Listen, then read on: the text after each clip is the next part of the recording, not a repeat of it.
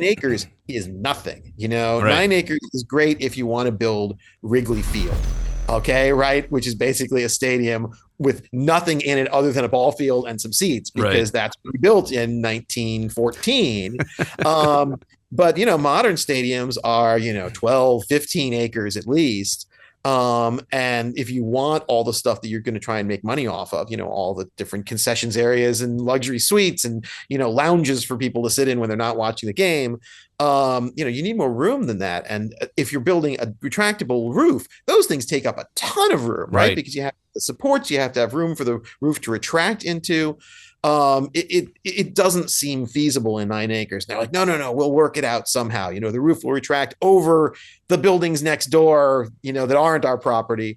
But again, we haven't seen renderings, right? I mean, the only report was there were going to be renderings at the start of December, and then they said, well, we're not doing it out of respect for some Nevada state troopers who died. It's been a month. I think we've shown respect, but there is still no sign of these renderings. And it's kind of crazy that, this entire move operation seems to be, we're just taking it for granted that it exists. Well, and that was my next question, actually, about the renderings. Some people would say, why does this matter so much? I think the indication is where the project is at in terms of planning and details and design and cost and logistics. But I mean, they were quickly retracted and obviously, to your point, tied to the tragedy of 2 state troopers who lost their lives. Now we're hearing from Howard Stutz of the Nevada Independent that maybe it might even be 2 more months until those are actually officially released. What do you think overall, no matter what the timing of this is, what do you think is actually going on with those renderings, and what does it suggest? Yeah, I mean, and then we've had reports that they do have renderings of some kind they're showing to like potential partners, like casino owners, right? So there's Right. something out They there. exist, And yes. they exist. They just don't want to show them to anyone. They don't want to let anyone on Twitter see them, right? That, if I had to guess, right, I have no inside information, but if I had to guess, the tea leaves seem to say that probably they have something that they have designed which is in some sort of state of being semi-real, but they want to wait until they have all their ducks in a row before letting Twitter at it, right? Because the last time they released renderings, everyone piled on them because they were, ridiculous. And they said, well, no, those aren't serious. So I think they want to at least be able to say, we have our $1 billion in funding. It's going forward. We're definitely, and here's what it's going to look like. And then if people say, well, they start criticizing, there's no possible way you can build that in the space available. They can say, well, yeah, we're still working out all the details or something like that. But at least they've got momentum going. So, but again, that's just a guess, right? It could be that there's still massive fighting behind the scenes about what this is actually going to look like. It's possible they're still looking at other alternate sites because that seems always to be a possibility. So I really don't know, but it's definitely at least a small red flag, right? When almost 7 months after you got your money approved from the state and released your initial renderings, you're still saying, well, we're not quite sure what it's going to look like or how it's going to fit on the site, but trust us. In most of the deals I think that you cover and document, no matter what sport it is or what size the stadium, it's usually like a 50-something acre site that's already empty, it's leveled, it's a clean slate.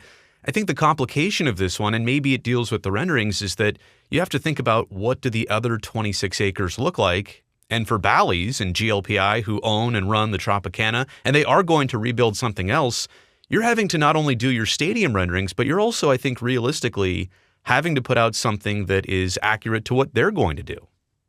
Right. Bally's has its own plans, right? And they're not intent on giving Fisher a whole lot more space for his stadium. I mean, it's possible to do it, right? I mean, look at the Giants stadium. I don't remember exactly what the acreage is there, but it's pretty small. Only site. A few more, I think 14, something like that.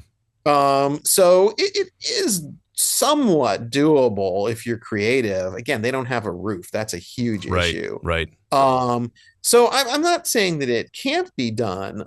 But yeah, you would think that that they would have something, to show us by now. And I think it's just a reflection of how rushed the entire process has been, right? It kind of seems like, the A's were still sort of playing the two cities off against each other when Dave Cavell said, oh, our priority is Las Vegas, and then the mayor of Oakland said, okay, don't let the door hit you on the way out, Right. and suddenly it's like, okay, I guess we're doing this. And it seems like they've kind of been playing catch up ever since, which again, it's possible they can get there. But, from the outside looking in, you don't have $1 billion in private money lined up. You don't have actual renderings that show how this is going to work. You don't have enough land seemingly to make it work. You kind of got to prove to us that this is actually a possibility before we're going to take it seriously. And to close off the renderings part of the panic meter, it's probably not a 10, it's probably not a 1, but there's some significance to this missing element right now, correct?